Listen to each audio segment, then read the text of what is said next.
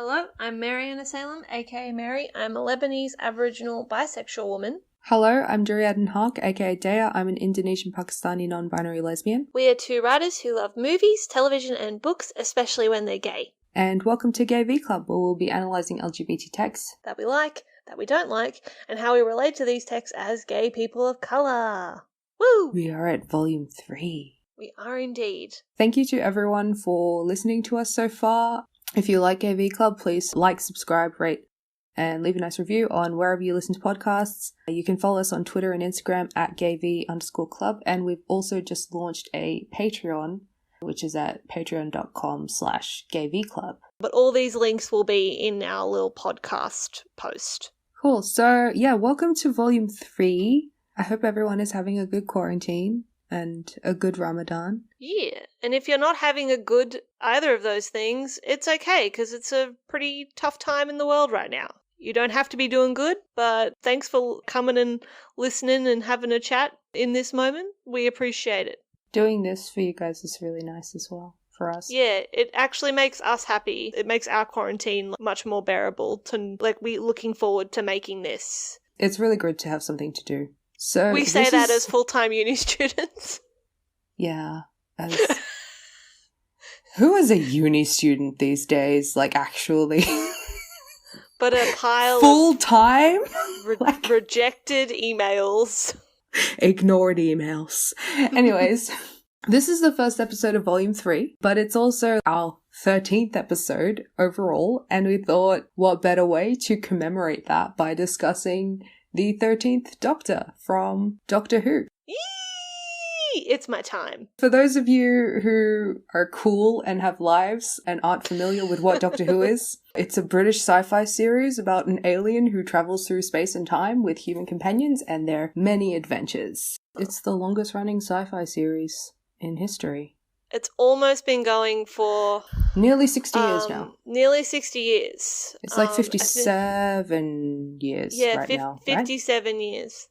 So the reason that we're talking about Doctor Who on GayV Club is because there's actually a lot in the 57-year history of this show and in the 15-year history of this current version of this show. There's a lot of LGBT representation in Doctor Who, but today we wanted to focus on the 13th Doctor, played by Jodie Whittaker, mostly because talking about all of LGBT representation in Doctor Who is just going to take too long. So we wanted to explore gender today. As we said, this show has a really rich history of LGBT representation. The very first episode of Doctor Who and several episodes of the classic series was directed by Waris Hussein, who is a gay man of Indian descent. That's definitely something that we want to explore in later episodes. But today our focus is going to be on gender, in particular the Doctor's new gender. So Doctor Who is a very unique show in that the main character, the Doctor, is an alien from a species known as the Time Lord. The thing about this particular species is when they die, they can regenerate into a whole other person. So this is why it's one of the longest running series in history, because you can just keep changing the Doctor every few seasons, which is quite nifty, I think. It's one of the strengths of the show. It was initially literally created because they didn't want the original Doctor to be the Doctor anymore. In this sense, Doctor Who is a really great show in that when you get bored, you can shake things up. So in 2017, 54 years after the first episode of Doctor Who ever aired, the show did something that they've never done before, and the Doctor regenerated into a woman. Shock, horror, gasp. So 54 years, 800 episodes, 12 white male actors later, and the Doctor is finally played by a white female woman. A female woman? A female woman. Oh my god. Nothing about this decision by the BBC felt particularly enthusiastic. It was clearly something that they were forced into. They simply caved into media pressures for more diversity on screen. Yeah, they were meeting a trend, honestly. Did you have any feelings about it when Jodie was announced? When Jodie Whittaker was announced? Yeah, as being the Doctor. So I'd stopped watching Doctor Who at that point. I was like, oh, okay, I'm familiar with this lady who was in Attack the Block. You would Attack the Block. It's a great movie. And it is. I wasn't really bothered to actually start watching then. It was only last year that I got back into Doctor Who. What did you think? I'd been expecting that the next Doctor would be a woman for a while since, I mean, we'll talk a bit more about this later, but since the Master regenerated into a woman played by Michelle Gomez, I started to think like, oh, I bet this is kind of like a setup for the Doctor to be a woman after Capaldi. And there was also quite a few remarks about the Doctor's gender being fluid in Peter Capaldi's era. And there was, I think in one of Capaldi's last episodes, John Sims, Master, like says to him, oh, is the future going to be all girl? And the Doctor says, oh, I certainly hope so. And I really just thought, oh, I just thought they're really trying to prepare us here. They're really trying to set this up, which is like, I didn't know because Doctor Who has chickened out of doing that before. I hope this is what they're setting up, but I also don't know if they're ballsy enough to do it. So yeah, when Jodie was announced, I was like, oh yeah, I was sort of like, yes, I knew it. I knew that's what they were doing. But at the same time, I wasn't really shocked, especially because Jodie is white and very conventionally attractive. And I thought like, oh, that's a very safe bet. When I wasn't even really glad, I was just like, this should have happened ages ago, but good for you. You did it now, I guess. I was more worried about Chris Chibnall as being announced as head writer. So unfortunately, despite the Doctor regenerating into Jodie Whittaker, the showrunner regenerated into another middle-aged white man, Chris Chibnall. So I just want to say that Chris Chibnall is the root of essentially every problem that we're going to discuss today. I think it's important to preface that in this episode we're critiquing Chris Chibnall as a showrunner and a writer. Unfortunately, a lot of existing negative critiques of this era of Doctor Who do boil down to misogyny towards its women lead when it shouldn't be. It should be directed towards the straight, white, cisgendered man writing her. Past eras of Doctor Who, run by Russell T Davies and Stephen Moffat, certainly had their issues, and we're definitely going to discuss a lot of those in a separate episode. But Chibnall has undoubtedly been like the worst thing to happen to this show. Oh yeah, 100%. I actually get mad when people say that he's not as bad as Stephen Moffat. I'm like, no, honey. He is just as bad. No, I actually think he's a bit worse. Because at least Stephen Moffat's stories, even when they were bad, they were still entertaining. Chris Chibnall's writing is boring. That's true. This dude, Chris, I'm just going to call him Chibi. Chibi cannot run a show. His prior experience running a show was on Broadchurch. Look, I'm a David Tennant stan, but I'm not about to sit here and try and tell you that Broadchurch is flawless. It's not. Running a crime drama that focuses on one town, one crime, one set of characters with no prior mythology to them doesn't really qualify you, Chibi, to run the world's longest running sci-fi television narrative. Chibnall did work on previous Doctor Who episodes. It's not like he's never written sci-fi. He did write a handful of quirky, kind of okay, sort of bad episodes of Torchwood and Doctor Who. You know, some of these flops include 42, which was a really bad episode in Series 3, an episode called Dinosaurs on a Spaceship, which is as stupid as it sounds. And in Torchwood, he wrote an episode where the entire premise is there's an alien that feeds off your orgasmic energy, and it just goes around getting people to screw each other to death. That's not even an original idea. There is literally a movie from 1982 called Liquid Sky. The entire plot has ripped from that. Mm-hmm. And if you don't remember these episodes, I didn't expect you to because they're that forgettable. But for some reason, the BBC were like, oh, this dude, yeah, he should run the show now. So when Chris Chibnall did take over Doctor Who, he did a complete overhaul of everything. Basically rebooted into a totally different show. He was very adamant, I remember, that he wouldn't be bringing back old aliens or old companions or any, like, he wouldn't be bringing back anything from the show's previous mythos. Not even, like, cool enemies, you know? Not even the cool enemies. Recurring enemies in Doctor Who, and he didn't even want to bring back any of those guys. I mean, yeah, just for season 11, obviously. We're going to talk a little bit later about it. I think the thing that's the biggest ouch is that he got rid of Murray Gold, who was the composer for... Oh, I know. For the series. Ouch, like, I don't know who this new person is, but the soundtrack just isn't popping anymore. It does not. There is no feeling in this soundtrack. It's just very heartless, and that's basically how I would sum up what the show is now. Like, it's just very heartless. I reckon that after Chris Chibnall was selected as showrunner, he was kind of instructed to cast a woman doctor. I really do feel when you've read interviews of him talking about why he picked Jodie, it literally sounds like he couldn't be bothered to think of anyone else. He just said that, he liked working with Jodie on Broadchurch and knew this would be a good opportunity for her. I just feel, and I know you do too, that if they really wanted to get this right, if they really actually cared about the Doctor being a woman or like regenerating into the female form, then they would have held auditions the same way they do with companions and how they've done with other doctors as well. But instead it just really felt like, if you listen to interviews with Jodie, she talks about how she didn't really have to audition for this role. She just got a call from Chris Chibnall and was like, yeah, I'll do it. Like, I just feel like there's an element of nepotism that is actually detrimental, because it meant that there could be some unknown actress out there that could have done this really well, but we'll never know.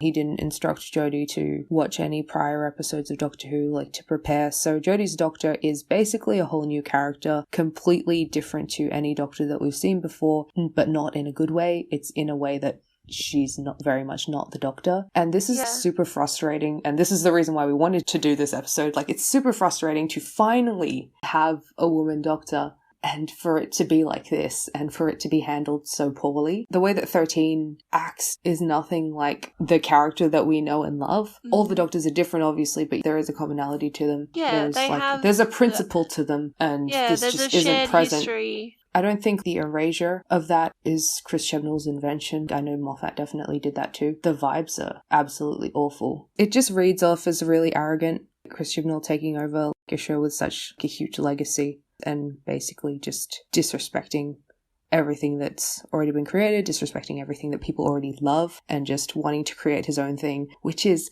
terrible. Everything is lacking. Everything. Not just with the Doctor, but there's just a lack of story arcs. There's just a lack of charisma engagement and personality to it overall. I know a lot of people don't like Stephen Moffat, and a lot of people also have their reasons for not liking Russell T Davies, but you can't accuse them of not having a certain vision for the show. Even if it was a vision that you didn't agree with, they were definitely working towards something and trying to make something that they specifically wanted the Doctor to be. And I think what frustrates me about Chris Chibnall is that he doesn't seem to have a vision for this show. It really feels like he just, other than just, I want to be different to everyone else, but I don't know what that looks like. And I think that's what frustrates me. A lot of people I know hate on Moffat's era, but I like that there's a very specific vision in Moffat's era. Even if I don't agree with it, it's still something I can at least disagree with. Whereas Chris Chibnall, there's just nothing there. It's so barren, and he's clearly just collecting the paychecks and playing it by ear. That's the opposite of what a showrunner should be. You are a showrunner, and you've got to have a vision for it. And I just don't feel like he has that. As much as it's reflected in Jodie, it's also reflected very much in the companions as well. For anyone who hasn't seen the show, or maybe you've stopped watching the show. Which is completely understandable. Understandable. God, I wish that were me, but unfortunately my soul is strangely bound. But just for context, to give you an idea of what Jodie Whittaker's version of the Doctor is like, what Chris Chibnall / Jodie Whittaker's version of this character is. The first episode we see her debut episode is called The Woman Who Fell to Earth. She spends the whole episode sort of running around, talking gibberish, which is fine. You think when you're watching this episode at this point, you're like, that's cool, because most Doctors, for their regeneration episodes, they're still rebooting. They're just loading. They're still installing all the drivers, Yeah, they are. They're waking up. And I remember specifically David Tennant's first regeneration episode. He's just sleeping the whole time. Dude does nothing. Except wake up and kill a Christmas tree at one point. So yeah, I thought at the time, that's okay. This first episode is usually, the Doctor's first episode is usually like this. It's usually the Doctor fumbling around trying to figure out their identity. Can take 1 or 2 episodes for you to fully to be like, oh, okay, so this is who this Doctor is now. But that doesn't really ever happen with Jodie's Doctor. She constantly feels to me like she's in that very early post-regeneration phase of, I'm just going to fumble around, rambling, not really knowing what's going on, and that's actually my whole personality. And she, because I think partly because she has a lot of companions, she's often not the person in charge of a situation. She's often just there to explain things. I feel like a lot of the time Jodie Whittaker's doctor is just an exposition machine. And not in an interesting way, just in a, oh, the doctor knows what's happening here, we will get her to say that, and then the companions can do the work. But yeah, she's very much got the personality, and I'm not saying this in a mean way. She very much has the personality of a children's television show host. Yeah. Like, it's very much in that vein of, I am here to fill in the exposition points. I am not here to be a fully formed person. Yeah. With flaws. To this day, Jodie Whittaker has been the Doctor for 2 seasons, and there's really only 1 or 2 scenes where you see her get angry. And even those scenes, they're nowhere near the caliber of emotion that male versions of the Doctor have gotten to express. I just feel like she's very much stunted in a very gendered way. Yeah. Would that be accurate? Absolutely. So, like, with Chris Chibnall, he's given this chance to reboot the whole show, and that's fine. Like, generally when there's a new Doctor, there's kind of a soft reboot of the show anyway. People who are just joining in can just join in and not feel super lost. But Chris Chibnall, I just think it's quite interesting. I just think it's funny how just finally we have the Doctor who is a woman, and suddenly she behaves like this. Suddenly she stops being the Doctor. Suddenly she's so passive and just nothing like the hero that you've kind of grown to love. And it's so cowardly of a man to write this. First and foremost, I believe that if you wanted to actually get this right, if you actually wanted to have a woman playing the Doctor, this iconic character that's been around for 50 years, that obviously a lot of people are very attached to the whiteness and the maleness of this character. If you wanted to really do it right, you should have gotten a woman showrunner to handle this, because Chris Chibnall, yes, he's untalented, but he's also a man. I feel like so much of the problems that come from this is that he just doesn't have the empathy or the foresight to do any of these things that a woman writer would do. It's been over 50 years, okay? Over 50 years of this character being a white man and going around behaving like a white man. And it's one thing it's just shocking to me, the way that this sudden shift, even though we're supposed to treat it as a big deal, that the Doctor is now being played by a woman, that the Doctor is gender fluid, that this regeneration is a woman. It's so weird that we're supposed to think of it as such a big deal, but we're not actually shown the impact of that in the story at all. There's no nuance to it at all. It's just, oh, we're a woman now, but also it's really strange just the way that suddenly there's this huge shift in the character. And it's weird because we're not really shown the full extent of what that means. We're not shown that change in any way that is meaningful. No. In fact, it's very much trivialized. Yeah. The Doctor is just a very active, opinionated hero/menace who's, running around, taking names, saving people, not saving people. Sometimes making very, very terrible, not very good, bad decisions. I feel like Chris Chibnall is aware, now that people are watching a woman lead the show, he thinks that people don't want to see a woman doing any of these things that the Doctor is doing. And, he's correct in that people are obviously awful and sexist and don't want to see a woman having any autonomy in the same way that the Doctor does, and having the audacity to exist in such an authoritative, confident way. Yeah. But it's really sad that he's actually given into that and just completely changed the entire character and the entire show for that. He just simply was not equipped to do that. And, as I stated, I do think you should have chosen a woman showrunner. There's a lot of things that frustrate me about this Doctor. So many. Unfortunately, I feel more negatively towards this Doctor than I do positively most of the time.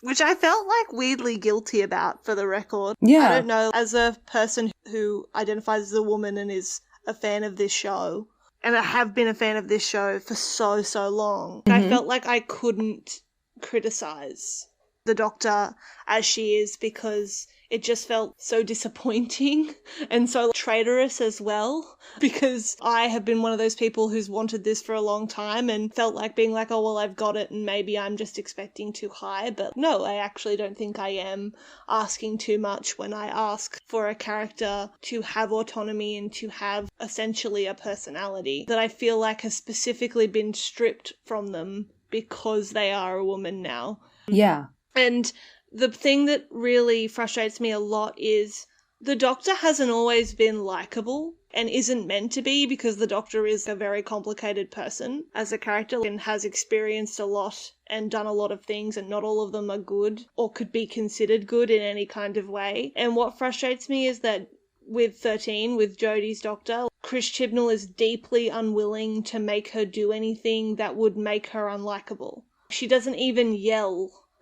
She doesn't even get mad. She's always this caricature of this TV show host that's likable, that says funny things, that's always got a funny, quirky one-liner to say. She never does anything that's questionable, and even when she does do things that are questionable, which we'll talk about at some point, it is very much not framed in a way that is meant to treat it like that. It's very much framed as like, look how cool she is and look how great she is. There is never any point where I can relate to this character anymore, because she's supposedly just so flawless in a really bad way, in a way that, in a way that no one is buying it.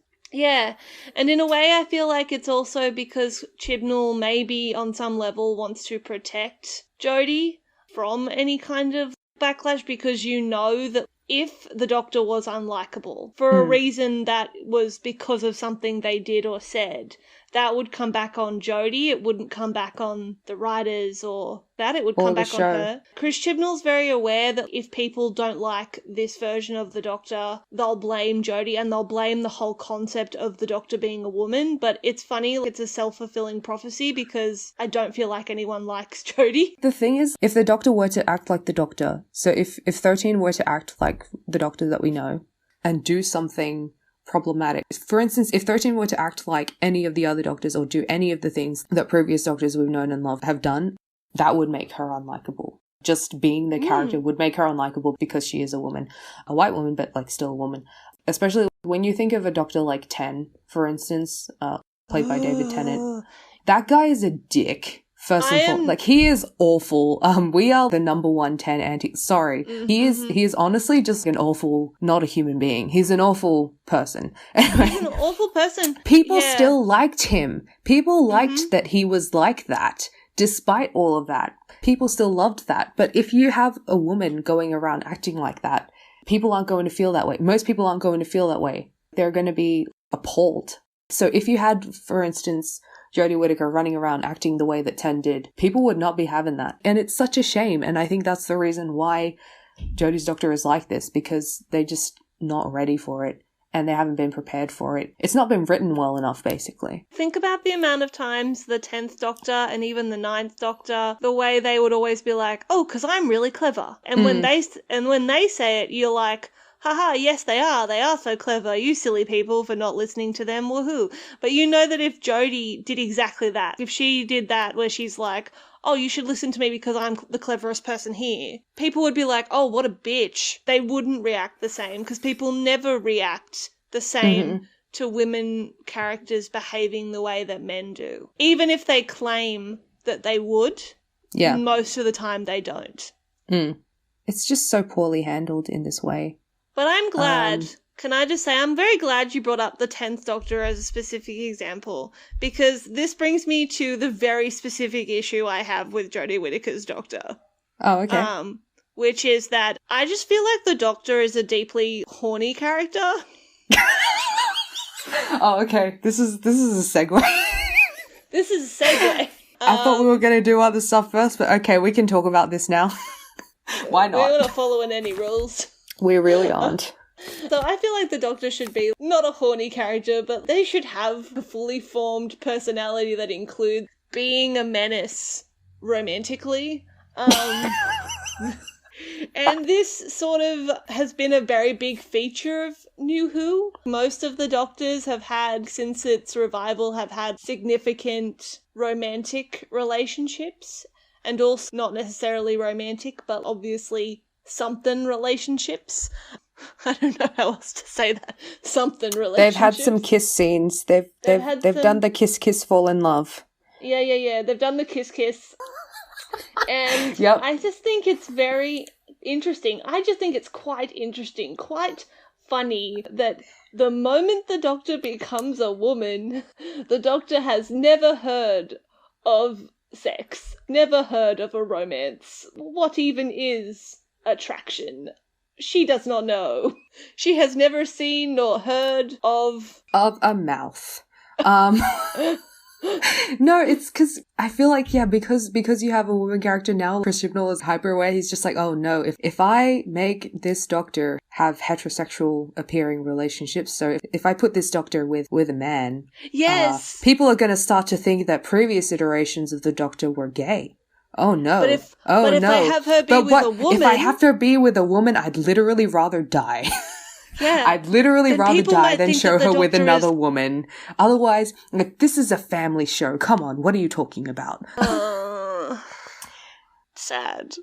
It's very sad. Yeah. Because there have been times in Doctor Who where the only thing that has kept me watching is the Doctor's romantic relationship. Like, and I'm talking about, like, especially with the River Song arc, which we'll talk about more in the other episode. There was literally a period of time when I was watching, the only thing that kept me watching was the hope of the Doctor seeing River again. And that's a very specifically romantic relationship, and I'm just very bored by Jodie Whittaker's Doctor's lack of sluttiness. I'm not saying it should be 10th Doctor level sluttiness, because that's toxic and no one wants that. Maybe somewhere in the middle. Maybe 9th Doctor level sluttiness is good. Yeah. Would be good. Or even 11 level. Yeah! With River. Like, that's what you want. You just want River to come back. I do want that. But I do also just want interesting shit to happen. Yeah, absolutely. So, like, you've just spoken about how you would like the Doctor to have any kind of romantic relationship, but the fact is, it wouldn't be so bad if the Doctor even had any, like, actual friendships going on. True. Companionships, actually, which brings us to the companions. Just the way that these companions were just thrown into this story by Chris Chibnall is another example of inauthenticity and tokenism, and that there's absolutely no thought put into these characters. No thoughts, head empty is how Chris Chibnall wrote these characters. So he's like, oh yes, so I've got a white woman Doctor. I'm going to get a Pakistani girl as her companion. I'm also going to get a black boy as her companion as well. And also, just in case, just for the people who were watching this show to see an old white man talk incessantly, I'm going to put this old white man from The Chase into this show. Chase. From literally a game show. I need to explain these characters because the Doctor has no meaningful relationships with them and I can't understand why they're even traveling with her. So first up we have Yaz. In the first episode that she comes in, she's 19. However, somehow, despite being 19, she's on her second year of probation to be a police officer. That means she started her probation when she was 17, meaning she must have been training as a police person, as a police officer when she was fucking 13 or 14. What? Like, there's no thought put into this at all. You know how much I dreamed? You know how much 14-year-old me dreamed of seeing a South Asian companion? Someone that looked like me? I would always think, why don't we have any South Asian companions? South Asians are like one of the biggest minorities in England. To finally have one. Also, Yaz is Muslim as well. Oh, is she? I forgot.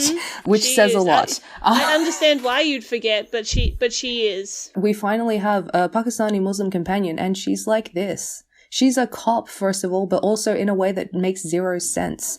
Then we have Ryan. Ryan knew Yaz from school. But he wasn't even friends with her, like, he just knew her. It's not even they had this pre-existing friendship that connects them, which frustrates me. It's literally like, oh, we were in the same class. So Ryan is 19, he can't ride a bike because he has dyspraxia, which is a developmental disability that affects coordination and fine motor skills and stuff like that. We first meet him, he's sort of trying to overcome this in the very first episode.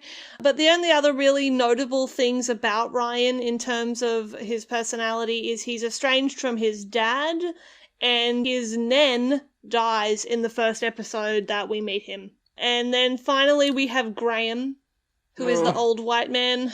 He had cancer, he's now in remission.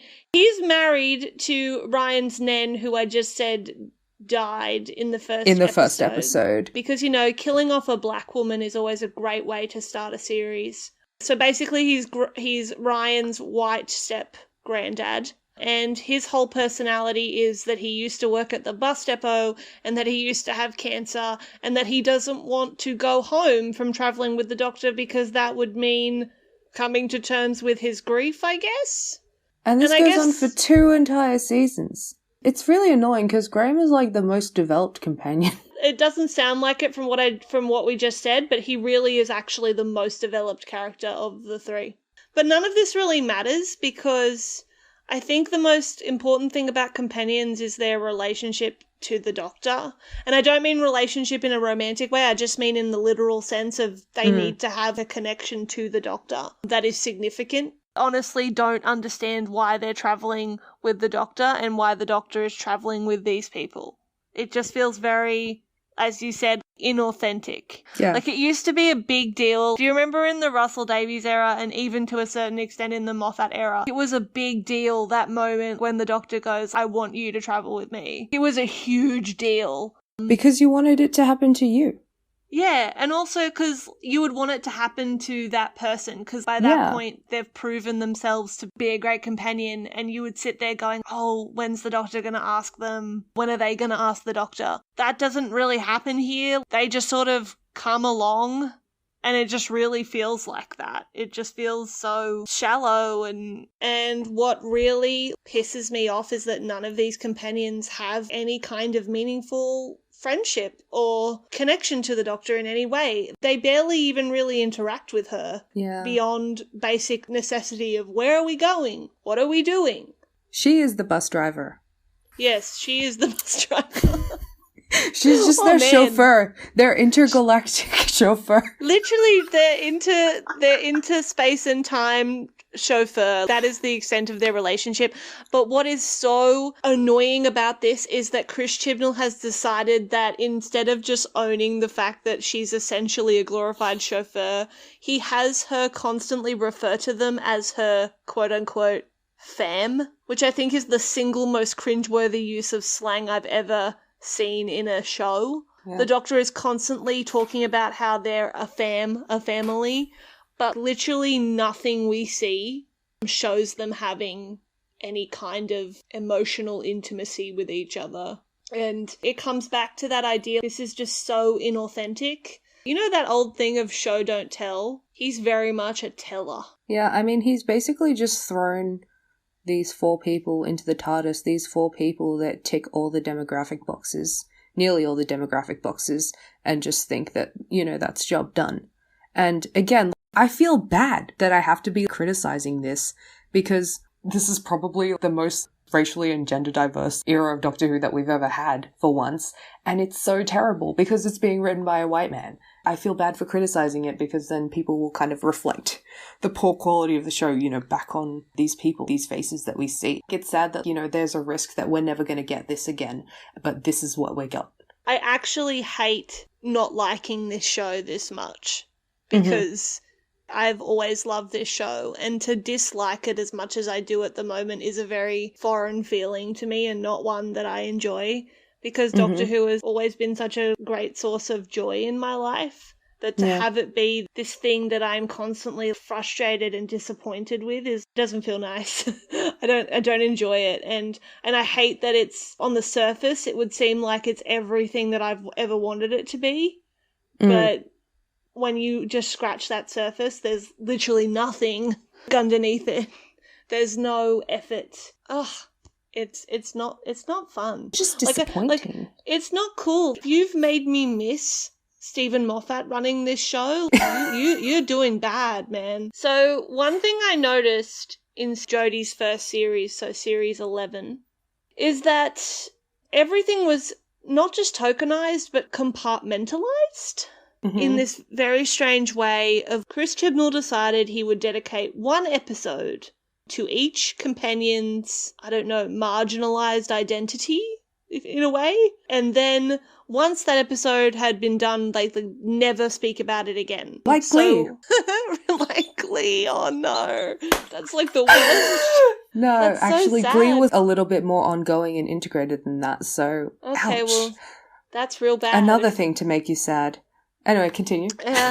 So, in Jodie's first series, and not only does he do this with the companions, he also does this with the Doctor herself. There's an episode called, I think the first one that comes up is called Rosa, and it's an episode about Rosa Parks. And I think this episode is very interesting in the sense that it was written by a black woman, so I don't want to say that it was without intention, because it definitely, I could see the intention of trying to do something really good, but ultimately it just amounted to this very strange passive episode that felt like a Wikipedia page. And it was essentially to be, oh look, we're aware that the Doctor's white, we're aware that these companions are not white, and we're specifically aware that Ryan is black. But it's very strange in this episode that they chose Rosa Parks. Especially because these people are British and they don't even go anywhere near British civil rights. Super weird. There's especially a very weird line where Yaz is like, Rosa Parks fought for civil rights so that I could be a policeman. What? What does that even mean? Like, okay, first of all, like, Rosa Parks is American. It's so crazy that a British show, actually no, it's not crazy that a British show would totally ignore British civil rights movements and like try to pin racism and the origin of racism on America and forget everything that Britain has done.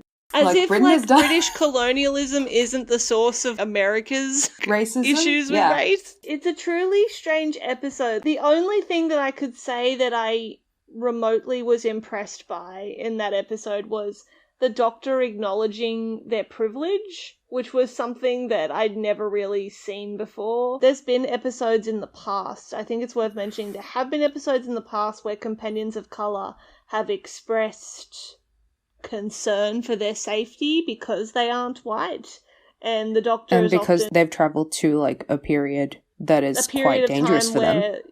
You know, there was violent racism rampant everywhere, and this has been met with different reactions from the Doctor each time, varying from complete apathy to being a good friend and being like, oh, don't worry, I'll make sure you're okay. But in this episode, at least the Doctor says very clearly, oh, I'm going to be fine in this time period, but you guys won't be. I just found that to be a very significant moment for the show, but that's really the only moment I think has any feeling behind it. Yeah, but also like it's totally buried by just the shitstorm that was that episode anyway. Yeah, that's true. And all the terrible problematic things about that. And, you know, literally the next episode, or I don't know if it's the next episode I think it's like one or two episodes later. 1 or 2 episodes afterwards, there's an episode called The Demons of Punjab that's supposed to be centered on Yaz.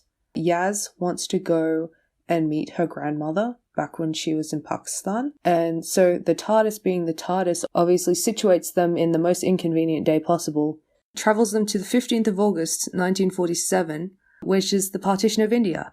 So Yaz gets to meet her grandma there, and she finds out that actually her grandma was previously married to a Hindu guy. And this is like the most apolitical take on partition that I've ever seen. This episode does absolutely nothing to acknowledge anything that the British had a hand in this completely like tumultuous time in history. I hated watching this episode so much because like it just infuriated me in how passive it was and how much it very deliberately avoided talking about British colonialism in the way that the Rosa Parks episode also very adamantly avoided talking about British racism. To present these issues in such a sanitized and apolitical way is just so unhelpful and in fact like very revisionist, I feel. Because like the way that Doctor Who's episodes, especially the episodes set in the past, are very much framed as educational for kids. That's kind of the appeal of the show, is you learn things and you have fun. You go in the past, oh, there's some aliens, but also you learn things about actual history. That's what all the episodes set in the past about Doctor Who. Yes, It's history and science. That's what Doctor Who is all about, basically. And I just think it's very dangerous to be having these issues presented in such a sanitized and apolitical way, presenting them in a way that isn't meaningful at all, but also for Chris Chibnall to expect being credited for being progressive, for actually including on these issues, but actually he's done nothing for them. And it's very harmful the way that he's portrayed these things. Back to the way that it's just super tokenistic and inauthentic because he's only kind of doing this so that people will congratulate him for being so progressive when he really fucking isn't. The third tokenization episode Of season 11? Of season 11 is the Doctor, in case you don't know, is a woman. And being a woman, don't know if anyone's aware of this, you do experience a certain amount of misogyny and sexism. Really? Yes. Most people who walk around with a body that is read as being female know this because we experience it our whole lives. And not, however, Jodie Whittaker's Doctor. She only experiences it in one episode. 8 episodes. It takes 8 episodes for 13 to experience misogyny. Yeah, I should say to experience obvious misogyny. So in this episode, she goes to 16th century England. King James, who is played by Bicon Alan Cummings. Yeah. It's honestly like one of my favourite performances ever in Doctor Who. He's so good. In this episode, because they are in Witchfinder, England, and the Doctor is a woman, you put 1 and 2 together. The Doctor experiences this aggressive mistrust from all the men in the episode because she is a woman with all this knowledge, and it becomes almost violent when she is nearly killed in one of, what are they called, like witch trial tests? So she's almost drowned as a result of this. Of course, this is misogyny in its most ultimate form.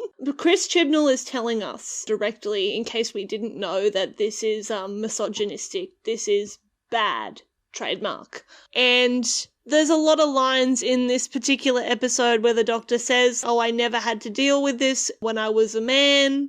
And even the way that it is handled in this episode it's just very much, oh, well, we're going to deal with this here and then we're never going to bring it up overtly again. As if women don't experience overt misogyny in every period of time that's ever existed. Not just in King James era England. It's the only episode where the Doctor is frustrated by her gender. It's the only episode where the Doctor is deliberately forced to play down her authority and her knowledge because of misogyny, not because of any other reason. And there's nothing wrong with that necessarily. It's just the fact that it's the only episode where this happens. It's crazy that it took 8 episodes. 8 episodes for the Doctor to experience misogyny, and she's experiencing misogyny in King James era England. And it kind of reminds me of how in Stranger Things season 3, the character Nancy is being harassed by her bosses at work, and the audience is supposed to act like, wow, this is the first time she's experienced sexism. When actually it absolutely isn't. Nancy has been subjected to sexism like since the very first episode of Nancy Stranger Things. has dealt with sexism literally since minute 1 of her time on screen. I mean, I could talk about sexism in Stranger Things all day. Being told like this is actually what sexism is, like, not the sexism of the men who have been writing these characters. No, like that's nothing. That's not even sexism. What? That's just plot. In this case, it's very specifically manufactured this way, and it is really dangerous to portray sexism and misogyny in this way. How you can only call it that when it's this very overt, very obvious, deliberate portrayal of it, and not all the microaggressions and just resistances that women and women-aligned people experience daily. It is so ridiculous, it's almost laughable to be told that the only time that you'll experience sexism is if it's done in this very violent way. In a very violent, very primitive way as well. But the craziest thing is, in Doctor Who, and this is something I've noticed with Jodie's Doctor specifically, and it makes me very uncomfortable, is just how often she is choked by people, which is just, that's very specifically because she's a woman, and like the amount of times this happens, I think it's about 8 times. And I feel like that is a form of very gendered violence that she experiences, but the fact that that is never portrayed that way, it's portrayed more like, oh, well, this is just someone roughing the doctor up. Yeah, but also you've never seen this happen to any other doctor previously. I actually can't recall anything specific. Maybe 1 or 2 instances, but otherwise no. Not on this level. You've never seen this level of violence inflicted on the doctor while she's talking to do this, and it's never portrayed in a way that is misogynist, because I feel like Chris Chibnall, he thinks he can get away with it, and he has been getting away with it because this character is now a woman. Maybe it's just something that he likes to see, or it's just really gross and just tastes bad, you know? It does Feels taste bad. Tastes bad. It does taste bad. The other thing is, to that point of misogyny happening to the doctor, but it not being portrayed as that, I think the most recent example of that it was actually my favourite episode of the most recent season, and I've forgotten what it's called because it's got a weird Latin name. But anyway, it's this episode where the doctor and the gang land at the house where Mary Shelley and her mates, Lord Byron and whatnot, it's like the night that she actually came up with the idea for Frankenstein. In that episode, Lord Byron is constantly, despite the doctor being like, please don't flirt with me, please don't come on to me, despite the doctor repeatedly saying, like, Lord Byron keeps continuously flirting with her and making passes at her. This is not, and it's really strange to me that it isn't, this is not framed as the doctor experiencing misogyny. It's framed as a comedic thing. Haha, isn't that funny? And I'm just sitting there going, she's essentially being harassed. And yes, it's by Lord Byron, but it's still a form of harassment. But yeah, it's just weird the amount of times I have been watching this show and gone, that would never happen to the doctor if the doctor was still a man. I mean, there definitely are instances where male doctors have been sexually harassed and it's played off as jokes. Absolutely, but like not to this degree.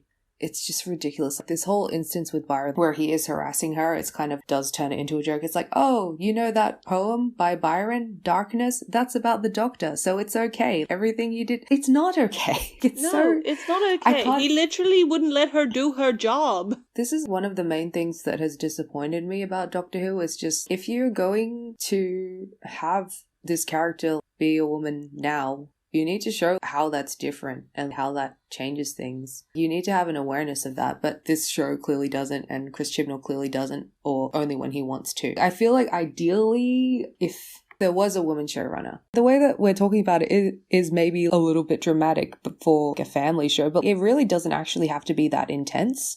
The way that you can portray this doctor experiencing misogyny, experiencing sexism, or it doesn't actually have to be this whole big event that is a singular episode and then never really discussed again.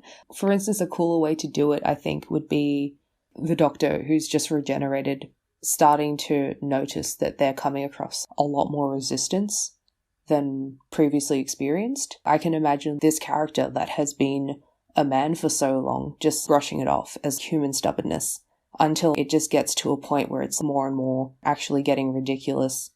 And she realizes, for instance, a companion like Yaz could have said, you realize that, you know, people are treating you this way because you're a woman, right? Yes. And this would have been cool. Everyone keeps using this word representation. This whole era that Chris Chibnall has concocted for us is supposed to be women's representation, but it's not, because you're not actually representing women's experiences at all. And it also could have, you know, maybe given 13 and Yaz an actual point of bonding. You know that episode of Sex Education where they all have to hole up, find out something that they have in common with each other, and it's the fact that it's the fact that all these girls experience misogyny? Literally that. It's so sad, but literally it's just that. Not nice, but just something that you could really grow from and develop character from. But we don't have that. Instead, we just have this one-off time, and then every other instance of sexism that we see is simply just not portrayed that way.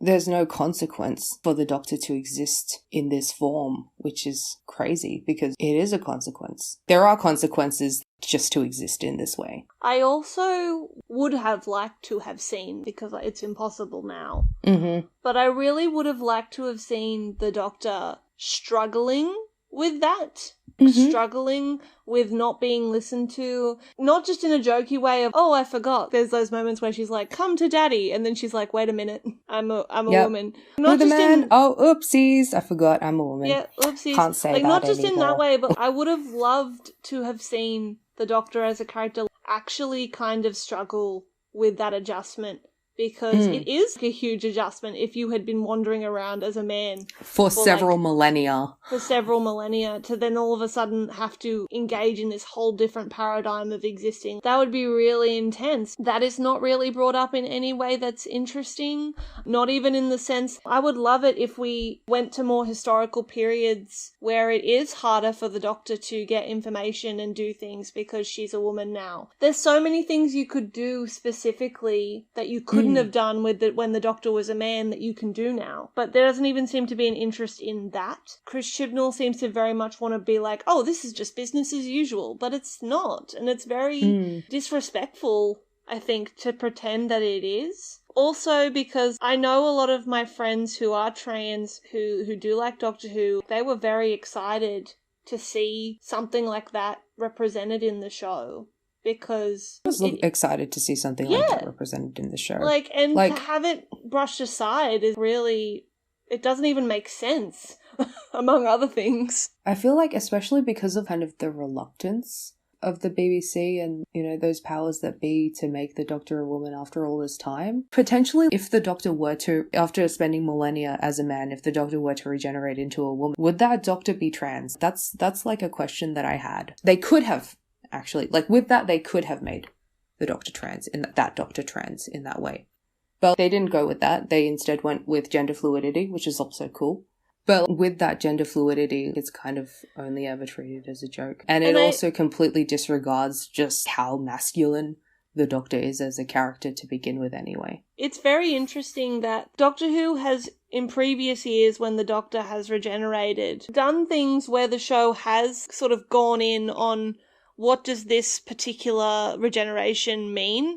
I remember when Capaldi became the Doctor, there was, within the episode, there was a whole ass discussion about his age, which I didn't think was a huge deal. But the episode itself is very much acknowledges this thing in a very philosophical way of, well, what does it mean? Even in David Tennant's first episode, the regeneration is considered on a deeper level. How Rose is sort of, I didn't know he could do this. He never told me, and I don't know if I can trust someone who does this. It was very much taken very seriously.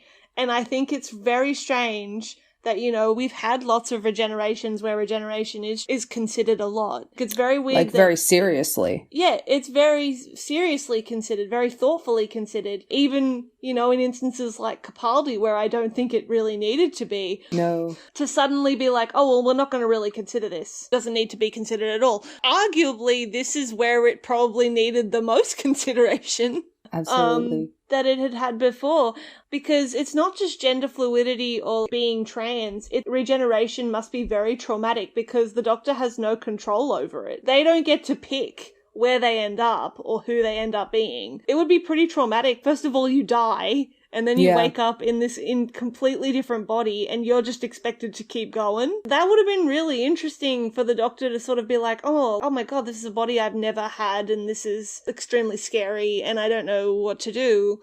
And that could have been, like you said, a really interesting dynamic then to have a female companion, because all of a sudden the Doctor has also got to think about female companions in a way that they've never had to think about before either. Oh, you're right, this is hard kind of thing. Like, but yeah, like, you're right, I was a dick.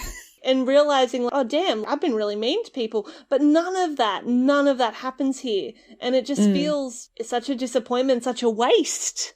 Such a waste. And I think the main problem is that Chris Chibnall kind of treats, if you were to portray it like in this serious way, no, this is a family show. No, this is a kids show. We can't deal with all this, which is absolutely bullshit because Doctor Who isn't just a kids show. It's supposed to be something that appeals to all ages. Mm-hmm. And I think that's the major problem with this era of Doctor Who is that with Chibnall running this show is that he doesn't realize who Doctor Who is for. Because Doctor Who is supposed to be for everyone. Not everyone, obviously. Supposed to be for all ages. It's all ages. You know, It's all all ages, all genders. But he seems to think the way that he's been carrying on, I've decided that he's almost convinced that this is just like a kids' show for primary school children, which is why the show has basically been dumbed down in this way, and why the Doctor as a character has been dumbed down, not dealing with anything meaningful. When actually the audience absolutely has the right to expect something better, something more complicated, something more nuanced from this show, because this actually is quite a complicated show, quite a complex show, even though it is fun. You know, that's the beauty of it. And why we love it. Chris Chibnall thinks that this is a kids show, but also he has no idea how to do a kids show because he's only ever created adult content, and adult content that is quite terrible anyway. Legit, like the way that the show, all the episodes set in the past, is supposed to be very educational but very passive. It's done in a way that's very immature, in a way that's, oh, okay, we're going to teach you this information. Hello kids, today we're going to learn about partition, but not really. You're not ready for all the horrors of what the British did.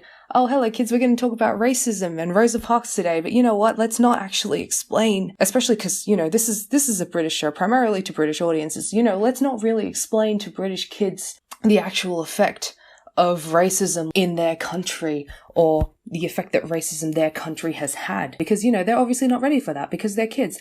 Oh, hello kids, you know, today we're going to talk about fucking climate change, but also no, we're not going to talk about that. It's just, you know... Hello kids, today we're going to talk about depression, but also we're not going to fucking talk about depression at all, actually. We're just going to talk about it being like being vaguely sad. It's so stupid. This is such a stupid, immature show that it doesn't trust its audience at all. It's directed at kids and kids who they think are dumb. It shouldn't be, and it's very frustrating. As I've been saying, biggest disappointment of this era is the way that the target audience has changed, but also, you know, not really to a real target. No. But in a way that we as young adults have outgrown this show. We can't actually relate to it anymore, I don't think. Not to this current era. It can absolutely be saved, I think. Possibly. Just not with Chris Chibnall. Like, I think someone else should be taking over. I don't think we've mentioned this before, but Doctor Who actually has the lowest ratings that it's ever had since the 80s. When it was first cancelled. When it was originally cancelled. Yeah, when the original show was cancelled. So I hope that the BBC wakes up and realises, hey, this guy has done no good to this show. The ratings have dropped immensely from what they were 7 years ago when the 50th anniversary comes. Even Russell Davies and Stephen Moffat, when their ratings were at their lowest, were nowhere near as low as what it is now. It's such a confusing show in that we don't know who this show is for, because this show has kind of just become something that's, I don't know, the source of Chris Chibnall's paychecks, and that's it. That's who this show is for. I also think the ugly thing that Chris Chibnall has done in way of alienating the audience as well is this feeling of he's trying to one-up you, but in weirdest ways on things that you don't need to one-up anyone on. The way that he made it that, oh, actually the Doctor has been a woman before, you just didn't see it. Can we talk about season 12 now? Yeah, we can. Yes. Okay. So, around when I was 15, 16, like whenever like season 8 was, I stopped watching the show because it was simply bad, because Stephen Moffat is terrible. I started rewatching the show again last year, and I started actually seeing the new episodes. I'd gotten up to season 11, which is when the 13th Doctor comes in, when Jodie Whittaker comes in, and I wasn't super impressed, so I kind of stopped for like a few months. But then, on the 2nd of January this year, at around 8:30 a.m, as I was making my way to work, Mary messaged me very urgently saying that I absolutely had to watch Doctor Who, the new episode of Doctor Who. She said, don't worry that you haven't seen that you haven't finished season 11. She's just like, just watch it now. This is something has happened which is very specific to your interests. Not going to lie, I low-key resent you for this. Like... Oh. As extremely specific and relevant to my interests the thing that I'm about to mention was, I still kind of resent you for this. But anyway, only slightly. Like, you know, I'm enjoying myself, but also I'm not. You know, I'm suffering at the same level as you, so I think that's fine. The thing that happened... The whom that happened was that, spoilers for season 12, but also I feel like this is the only reason that anyone would want to watch season 12. But the Master, who is, you know, a very iconic villain in Doctor who I love, who is one of my favourite characters, made a return at the start of the year, at the beginning of season 12. And he was being played by Sacha Dhawan, who I love. He's one of the original History Boys cast members. So basically whenever a less popular member of the History Boys is in something, I have to stan. And so I was really happy that this was done. And, you know, I think Sacha Dhawan as the Master is the sexiest thing to ever happen to New Who. Honestly, he's it's so truly hot. just not just hot, he's just brilliant. Like, he's just so fun. He is. And he really, Literally, like, this show is so like amazing. Chris Chibnall's idea of the show in season 11, it's so mundane and quite boring. And then you have an actor like Sacha come in and actually be one of the funnest characters, one of the funnest villains on this show. It really just revitalized and energized me for a week after seeing that episode. This is random, but I really like when good actors like Sacha are in things because they elevate the people around them too. And I really felt Jodie's performances when she shares scenes with Sacha were really energizing to me. Like you said, like I was like, oh yeah, this is really great. Yeah, his delivery was so good. Her delivery was good because she was trying to match him. It was great. I remember messaging you one night and I was like, it's really good for people writing Doctor Who to use the Master as kind of an anchoring or like a point of reference to who your Doctor is, because the way that the Doctor interacts with the Master is always going to be consistent. I feel like also this happened in season 8 when Missy was the Master, when Michelle Gomez played the Master and showed up with Peter Capaldi's Doctor. Peter Capaldi's Doctor, I think, was also quite lost in the first season as well. Yes. But I think the great thing about the Master, and when the Master shows up in situations like this, when the Doctor is like this, you may not remember who you are, but you do remember how much you hate me. And that's that's what I love about the Master and about that dynamic between the Master and the Doctor. So yeah, I was very happy to see this. But also, some things happened that I'm very unhappy about. Can I talk about this? Yes. Okay. So, because I am a fool for this show, I love it very much. I watch it like as soon as it comes out. And there is a specific moment in this show that I think in this recent season that happens between Jodie as the Doctor and Sacha as the Master that I find to be, and I've watched a lot of this show. I've watched a lot of it. And I find this particular moment to be hands down one of the most disgusting moments I've ever seen in the show in relation to race and the portrayal of race. Doctor Who doesn't have a very good history of race to begin with. So when this scene happened, I was actually quite upset. I actually had to pause the episode. I was upset. I felt like I was having an anxiety attack. That sounds very dramatic. This scene was very upsetting. In this particular scene, the Doctor and the Master, they've been doing their usual to and fro bickering across the universe, being petty bitches, because that's what they are.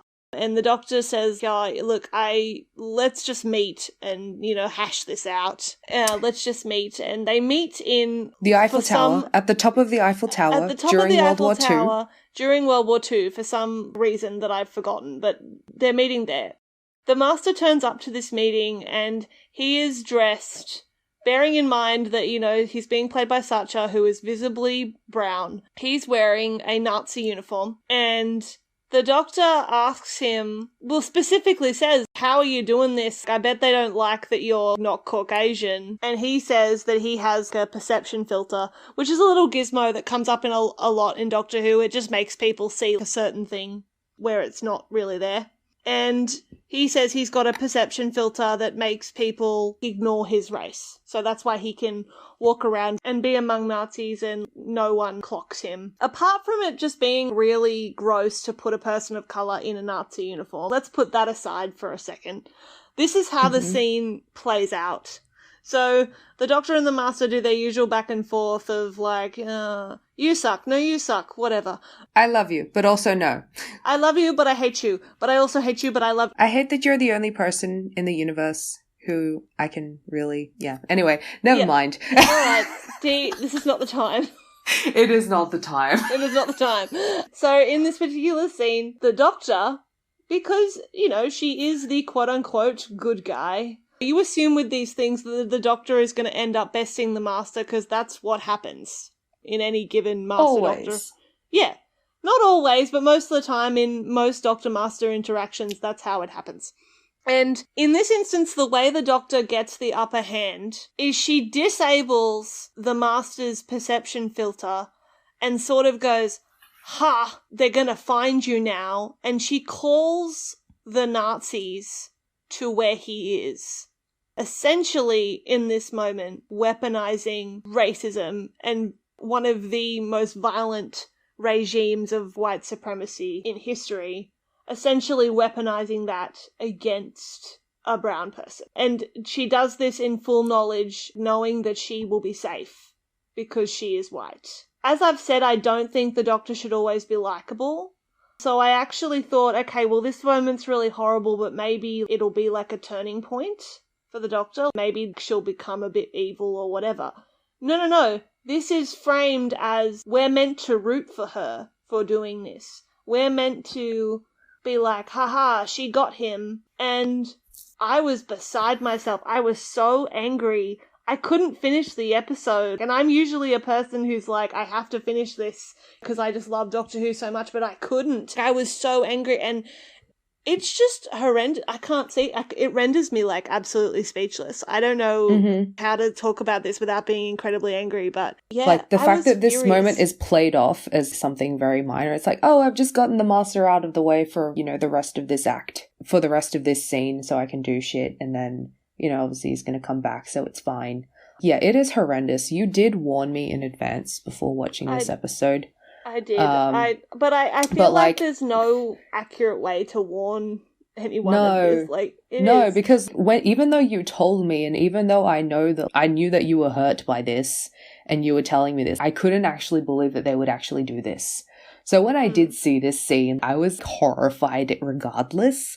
The thing is, after this scene, the Doctor throws the Master, who is a brown man, to the Nazis, and we don't see him for about 20 or so minutes. So when the Master does show up, they're back in present day. So it's no longer World War II. And the Master shows up and he says, I've had the worst 77 years of my life. Can you imagine what it's like to live through 20th century Europe?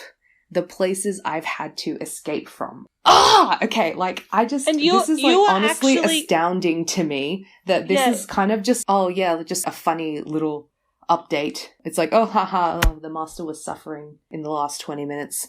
I just think it's really crazy to me. You know how I was talking about how it's really odd that while the Doctor is a woman, it's very weird that we don't see the consequences of someone who has lived as a white man their entire life suddenly being a woman and being disadvantaged in that way, and the way that the show doesn't explore that. It's quite interesting, I think, that we have a character who is a villain, who has been a white man for most of his life, is suddenly now a brown man, and he actually does almost immediately face the consequences of no longer being white, of being a brown man, of, actually experiencing racism. They decided to actually show those consequences of being a non-white person. It's like they did it because the Master is a villain and it's framed as something that he deserves. It's really gross. It's really disgusting. I'm honestly shocked that no one really mentioned this critically.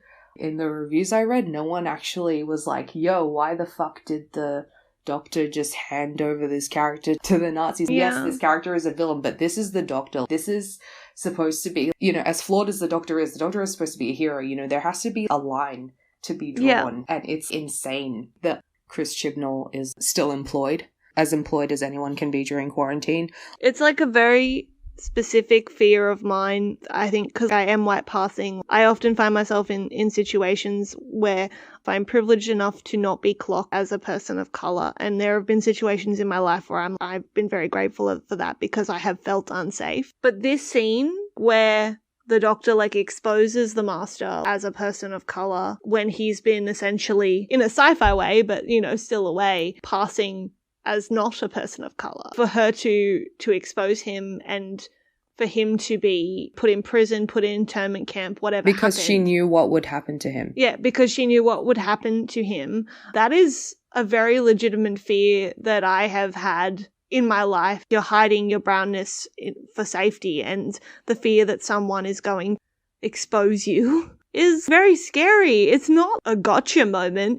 And it sure as hell, like, shouldn't be portrayed as empowering to the person that does that to a person of colour. So yeah, I don't know. It was a very upsetting moment, and I'm still not really ready to kill Chris When I Chibnall. see Chris Chibnall, it's on site. It's on site. Absolutely. It's like I am so angry by this.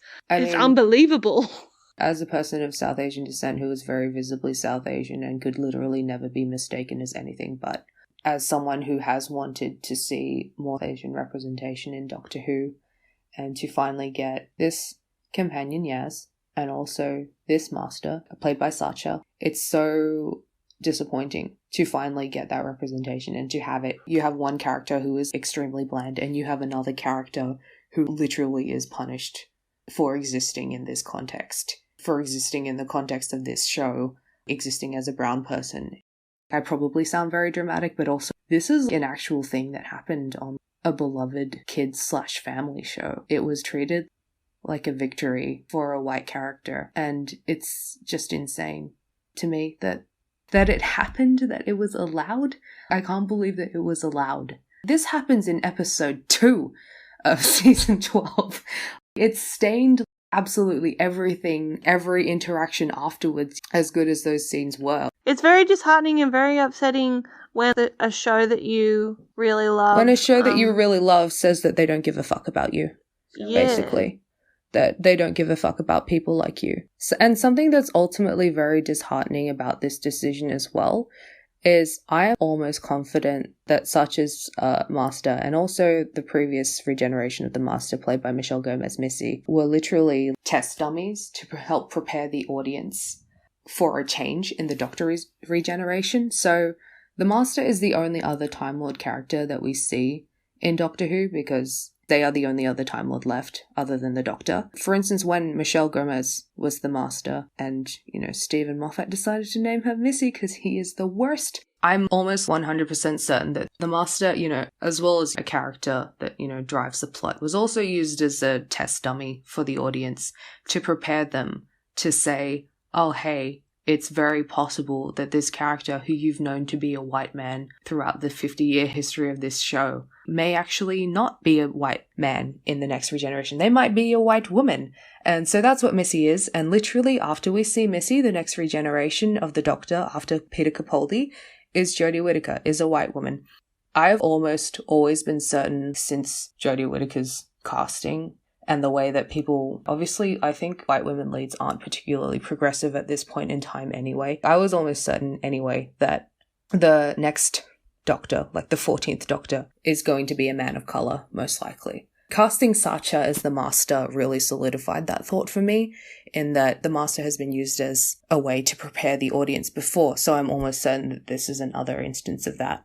The decision to actually have this disgusting scene in Doctor Who where the Doctor weaponizes racism against a person of colour is very distressing, especially because I'm almost certain the next regeneration is going to be a man of colour, and it really doesn't reassure me that it's going to be handled well at all, given how not just the way that the shift from the Doctor being a man to a woman has been treated, but also the way that this show has decided to deal with characters who have changed race.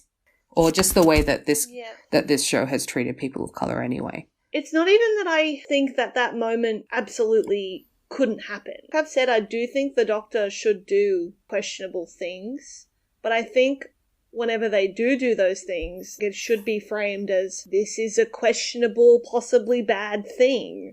Yeah. It should become a focal point for that Doctor's growth to deal with the consequences of that. It's a pretty cold, racist and horrible thing that the Doctor did, and the reason I'm so mad about it is, of course, yes, I'm angry that the Doctor did it, but just it was never dealt with. It was never framed as bad. It didn't become a thing that the Doctor had to work through. The Master didn't even hold her accountable for that, which, I just think is a mark of the fact that a white man was writing the story. That could have been a possible way. The Master could have been like, I can't believe you just did that. You're literally you're supposed to be the good one. You're supposed to be better than me. Yeah, you're supposed to be better than me. You're supposed to be the good one, and you just That's did like this. your whole thing. I actually think that moment, it could have happened in a way that would have been not good, but compelling for the Doctor's character. But instead it was done in this horrendous way where it was treated as business as usual when it's not. Yeah, we were upset. We were not happy. I want Chris Chibnall fired. I'm shocked fired. that he isn't. Also, he's probably going least... to be fired because of the ratings. He should be fired for this. This is the biggest reason that he should be fired for. Yes. Chris Chibnall, he couldn't even stick to the conviction of this Doctor being the first female Doctor. He couldn't even do that. Rather than owning that, he is actually completely decided to alter the Doctor's entire mythology. He didn't want to have to acknowledge the Doctor that we have now as the first female Doctor. So rather than doing that, he decided to introduce a character who people are calling the Ruth Doctor, because when we meet her, her name is Ruth. Jo Martin plays this version of the Doctor called the Ruth Doctor, and the plot twist is, spoilers again, but I've just spoiled it, but anyway. But also, it's the only reason that you may want to watch it. Also, the only reason that you may want to watch it is the Doctor meets this woman, played by Jo Martin, who, if anyone doesn't know who Jo Martin is a black woman. And turns out that this woman is a previous version of the Doctor, previous regeneration of the Doctor that the Doctor can't remember. That 13 can't remember. That 13 can't remember. And this builds up into the eventual realization that the Doctor, their whole history is a lie. What they know about themselves is apparently a lie, and there's actually been lots of different versions of them, and they actually have an unlimited amount of regenerations. Because get this, they are the first Time Lord ever to exist, and their DNA was spliced into the other Time Lords, giving the other Time Lords their power. This thing called the Timeless Child. My favourite moment in Stranger Things is when Nancy is really drunk, but you can tell that actress has never been drunk and she's just trying to do her best impression of a drunk person. And she's like, this is bullshit. That was my whole entire brain cells. That's what they were saying in that exact way when this was revealed. And not because you can't play around with the Doctor's mythology. Bitches do that all the time. That doesn't matter. It was because it was done in this very specific way, because Chris Chibnall wanted to be like, oh, well, actually, I believe that the Doctor's been a black woman before, and I believe that the Doctor's been all these different ethnicities, all these different races, all these different genders. You, the audience, just didn't see it. And he has the Master reveal all this to the Doctor, which is also a personal pet peeve of mine, because the whole point of the Doctor and the Master, just as a side note, is that they have the same origins and that they are the same person that went two different ways. They are two sides of the same coin. So by introducing this idea that the Doctor's actually a super special, awesome, timeless child, while the Master is just a measly, normal old little bitch, completely ruins their dynamic, among other things. But it also is just so spineless. Chris Chibnall couldn't even own that his Doctor was the first one, which I think is just really stupid, because why wouldn't you? I know it's a stupid thing to brag about, but if I was the head writer that had brought in the first female Doctor, I think that looks good on a resume, but instead he wants to be like, well, actually, nah, it's not that special, actually. And I feel like it just plays into that whole thing. He really wants to trivialize this. He doesn't want to treat Jodie's Doctor in any way that's special, because it's easier for him to do that rather than actually write anything meaningful for her. He literally thinks it's easier to rewrite the whole show rather than write her in a meaningful way. Rather than write her into the show. Yeah, it is. Truly, because he's just that untalented. He is just white male mediocrity at its finest, which is to say at its worst. At its worst. It's not even mediocrity, it's just bad. It's just bad. Yeah, I think we actually watched that episode together, didn't we? We did. I remember seeing you go through all the emotions. Mm-hmm. And I got to see you go through all the emotions too. The 7 stages of grief. I don't know. I remember us watching that together and being like, okay, even if you have decided to, to completely alter the Doctor's origins, this doesn't actually affect her in a bad way. I know. It was so funny the way that she's just, the master is just like, oh, Doctor, you didn't know this, did you? Meanwhile, that's my master impression. Meanwhile, the Doctor's like, no, I can't be. It's so funny. I'm like, bitch, he just told you that you're immortal. He just told you that you have infinite reach. Like, you literally can't die. I would literally be like, okay, then kill me. You cannot kill me! I am unkillable! Honestly, it was so funny. But it was funny in a bad way because it was like he couldn't because even it was get that framed. Right. Like, he couldn't even get her reaction to this. Also, can I just say that the way that we're supposed to treat this complete overhaul of everything we know about the Doctor as some grand metaphor for British colonialism of Gallifreyans being colonizers and ruining the lives of one singular person, as if of course this is a sophisticated metaphor for the horrors the British committed on the entire world, is such bullshit. I cannot believe Chris Chibnall is trying to take credit for that. It's executed so stupidly. I cannot believe you put those words into Sacha Dhawan's mouth. It's especially ridiculous seeing fans actually validate this bullshit. Seeing fans who are super into Doctor Who don't want to admit how bad it's become, how immature it's become, actually eating this shit up and being like, oh wow, this is so metaphorical. Casting a man of South Asian descent, Sacha Dhawan, to reveal these things is so metaphorical to the British Empire. Oh my god, this is so amazing of Chris Chibnall to actually handle this topic head on in Doctor Who, when actually he didn't handle it at all. Takes like these are like you're trying to find something meaningful and something you actually care about, things you actually care about like colonialism, in a show that simply doesn't deliver that kind of content for you anymore. If anything, I think Chris Chibnall has actually made a complete joke out of colonialism. This show already has British propaganda running through its veins. It's not just Chibnall's era. So it's insane the way that this change in mythos is supposed to reflect this greater thing, this greater issue, but it's done again in a way that's extremely superficial, apolitical, and sanitized. Also as if it's something that's ultimately not that terrible after all anyway. The only victim in all of this is the Doctor, the timeless child, one single person.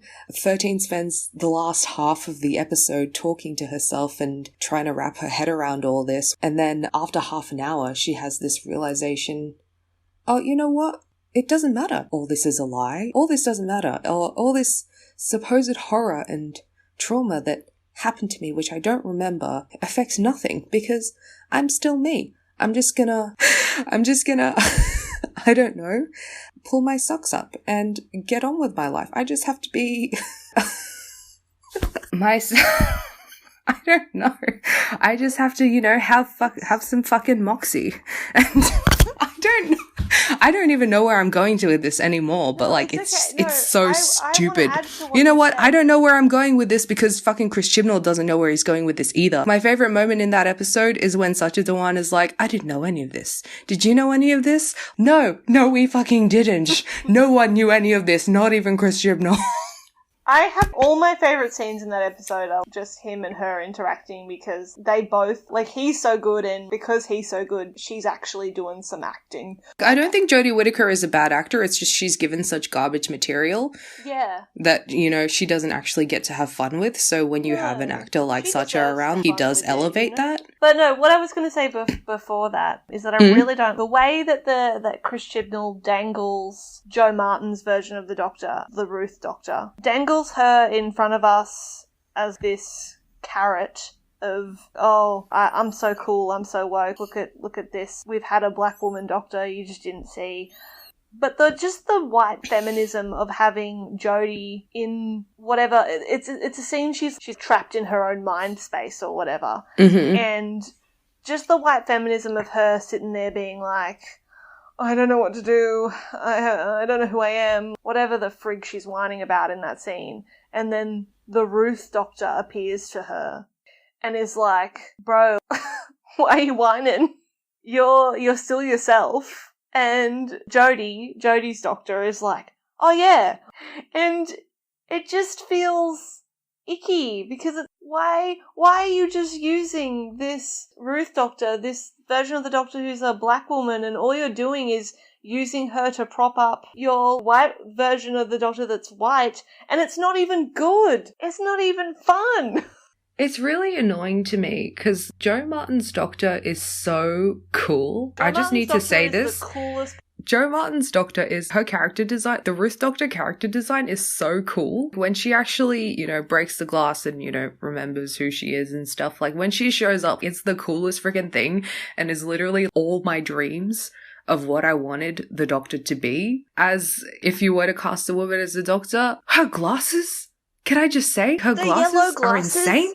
Oh, the yellow-green glasses. They are the coolest thing that has ever been accessorized. Her attitude is very much like the Doctor's that we have seen in the past. Actually, running shit, which I love. Authoritative. And she's secure in herself. She's also a bit eccentric. This is a very mean thing to say, and I don't mean it in a mean way, but she feels like the Doctor in those scenes. And it's really sad to me. Jodie she actually has the audacity the Doctor has. It's crazy that a Doctor we've never seen before actually feels more familiar than the Doctor that we've been watching for 2 seasons. Yeah, I remember saying this to you one time when we were talking about Jodie's Doctor, because I feel like the way she's portrayed is very passive and very weak, and not just really not in the way that she acts, but in terms of her position in the story always feels like if I took the Doctor out of this story, nothing would change, which is not how the show is meant to run. And there's so many episodes where I really do feel like the Doctor is just there. She's not doing anything. She's just there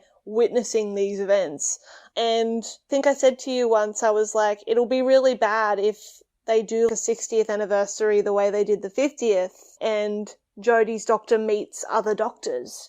Because once people see her with other Doctors, they're going to realise how passive she is and how much she lacks that authority and that audacity. This actually happened sooner than I thought. When the Ruth Doctor came into the story, I was like, oh my gosh, there's whole sequences where 13 and the Ruth Doctor share these scenes, and you can really see in those scenes just how passive and uncharismatic and soulless Jodie's Doctor is, even in comparison to this Doctor who we don't know. It's really disheartening when a character who's not meant to be the main character has so much more authority as that character than the Doctor does. I love the Ruth Doctor. I would love to see it. I would love to see more of her. But also, I would like to see more of Jo Martin. I feel like we won't because please. I would like to see more of Jo Martin, but also I feel like she may not come back because her console is the very first Doctor's, implying where she is on the timeline, and also she doesn't even recognize what a sonic screwdriver is, which... True. Yeah, some people think that Jo Martin is going to play the next Doctor, but also I don't think... I would love that. But I don't think they will because of the way that presented it in the plot. That's, of course, if the show does actually decide to follow some logic that it's actually laid down. But, they've decided to not do that in the past, so it is possible, I suppose. You never know. We really never know. That's the whole thing about the way that this show has gone. Something happens on this show and it's like, okay, this may as well be happening. Can I just say though, that's very high key why I love this show. Yeah, it is why you love this show and why people love this show, but also I don't mean that in a good way. It's become in a bad way. No. I knew you meant it in a bad way, but the nugget of truth in what you're saying, in this show anything can happen because literally its premise is that anything happens anywhere. Yeah, anything can happen in all the time and space. This started to be very heavily emphasized in Stephen Moffat's era, in that, never apply logic to this show, never apply reason or anything that you knew, because you can't apply logic to this show, because anything can happen. And that just kind of led to the show being a lot more careless and stupid and bad. It's a two-edged sword with this kind of issue. There's a fine line. I guess with this benefit. I more meant is that the premise is that anything can happen, but out of that anything, only specific things happen. I think the way that Chris Chibnall is handling the Doctor's gender at the end of the day is extremely boring. It's also extremely disrespectful. and frustrating. It's weird that Chris Chibnall wants these woke points for having so much racial diversity in the show, but will also, in his first episode, kill off a black woman for the sake of the plot, and then also, do that to the master. Those are the things that make me think he doesn't really care. He just wants to look like he cares. And I think fans of the show, and also the people who are making the show, they deserve better than that. I agree with you. I think if you have a doctor who is a woman, then the showrunner should be a woman, or in the very least, the showrunner should have the level of self-awareness to be like, right, I am going to run this show, but obviously I can't, I need help, and hire a lot more female writers. Mm-hmm. That have actual input and actually get to do character work on the Doctor and not just plot. There actually are quite a few women writers in these last 2 seasons. I can't deny that. And that's good. But also their perspectives are never utilized in a way that's meaningful. Yeah, you can tell that Chibi is very much over their shoulder, especially in the second season with Jodie. A lot of the episodes, even if they're written by a woman, are co-written with Chris. There's that hashtag own voices. It actually is that simple though. If you are writing a Pakistani companion, you need to consult Pakistani writers and creators. And not just for one single episode where you specifically direct them to never mention anything about colonialism in an episode about the fucking partition. Yeah. Yeah, just with this show, again, I think I talked about this a little bit with Star Wars, but I think this also applies here with Doctor Who. It's just insane to me that a show with this much legacy, with this much history, that's, the hugest thing ever, to have a woman as a lead and be so careless with it is actually so harmful and dangerous to women creatives and just women's stories everywhere. Because when you fuck something like this up, something like this, something as big as Doctor Who, it's just really disappointing, and we should be expecting better from this. I don't like that women are held to these standards, where they have to be amazing and absolutely fucking flawless so you can't question their presence in a show like this. But they really just didn't deliver on that. When you see a failure like this, when you see a failure like Chris Chibnall's with 13-0 of Doctor Who, it just makes you weep because you know that this is just pushing back women-led stories when they should be progressing, because you're giving them such a bad example of why this is not good.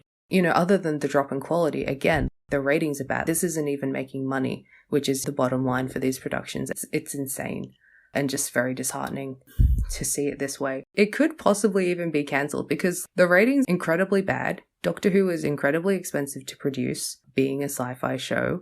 And also, apparently, the government wants to privatize the BBC. So I don't know how much they can keep going like this.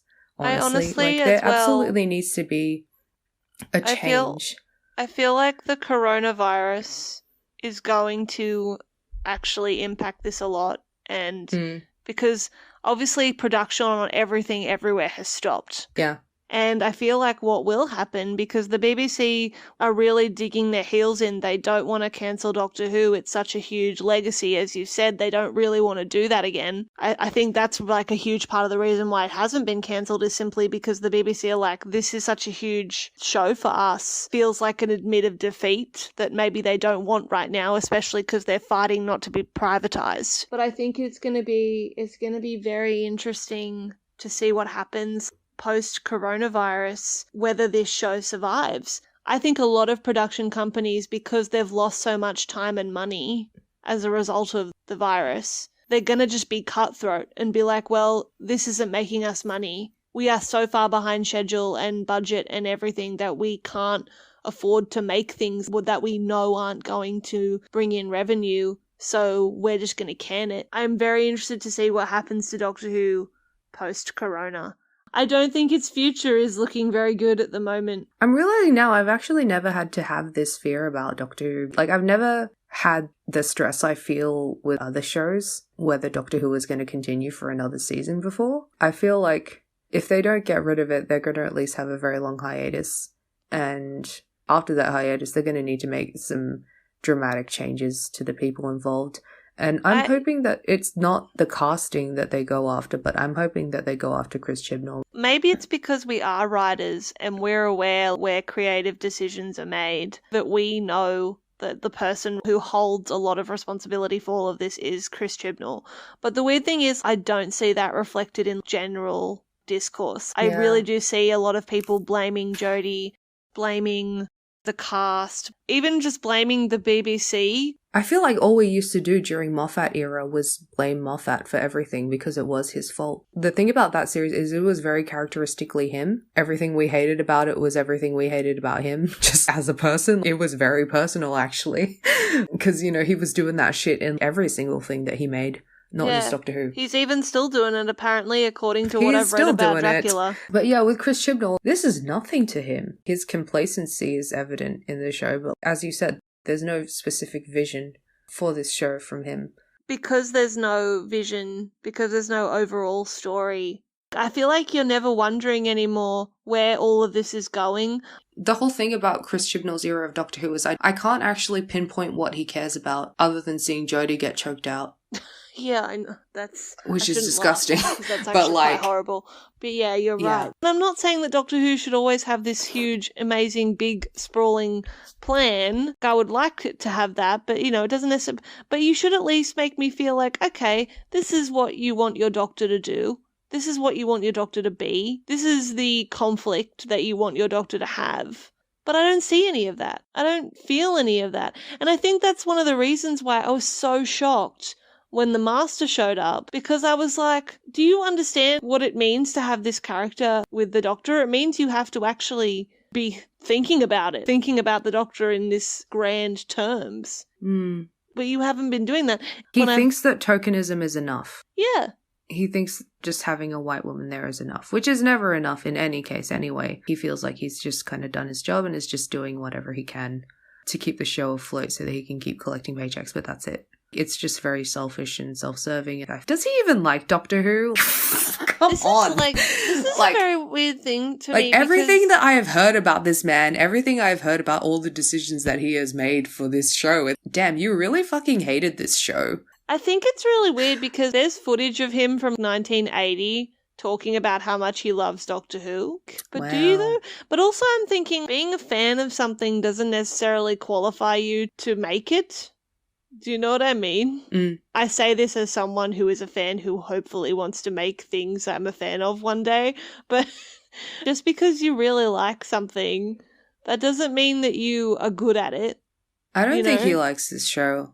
I don't care about existing footage from the 1980s. That was 40 years ago. I don't think he likes this show anymore. No, but then why would he agree to it? For the money. Money, I suppose, yeah. Being a head writer, being a showrunner for the longest running sci-fi series in TV history, that's a big deal. That's a really big thing you can put on your resume. That's a legacy that you can have. I feel like that's all he really signed on to this for.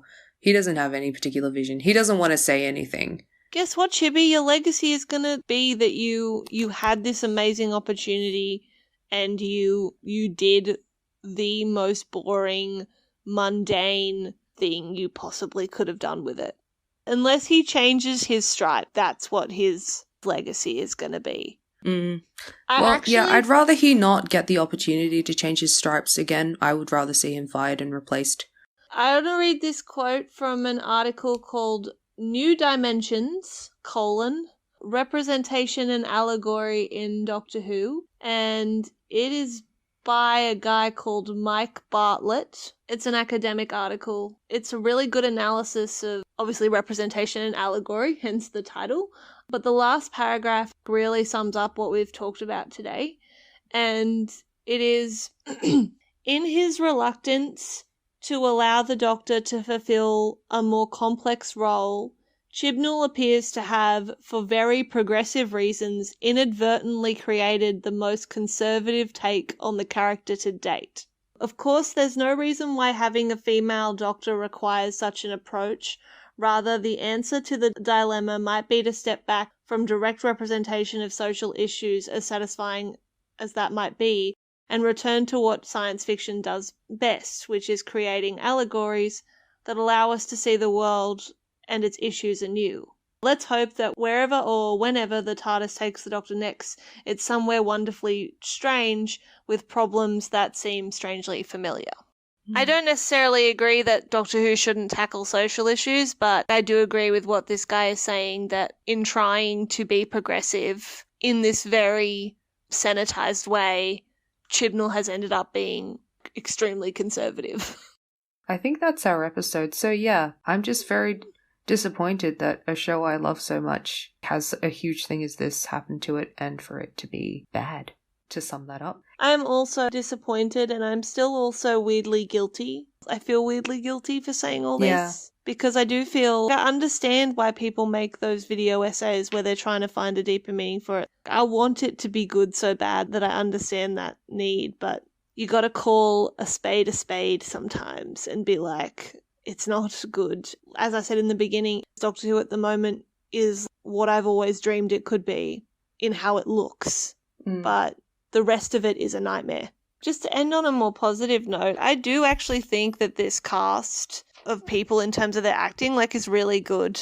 And I think that's part of my frustration, is that I actually really like all these people, but they're not being given anything good to work with. There's a lot of really cool ideas, but none of it is being executed well. Yeah. Yep, that's all I have to say. Chris Chibnall, if you hear this, as I've said, it's on site. So thank you for listening to GayV Club. Yeah, thank you for listening to GayV Club.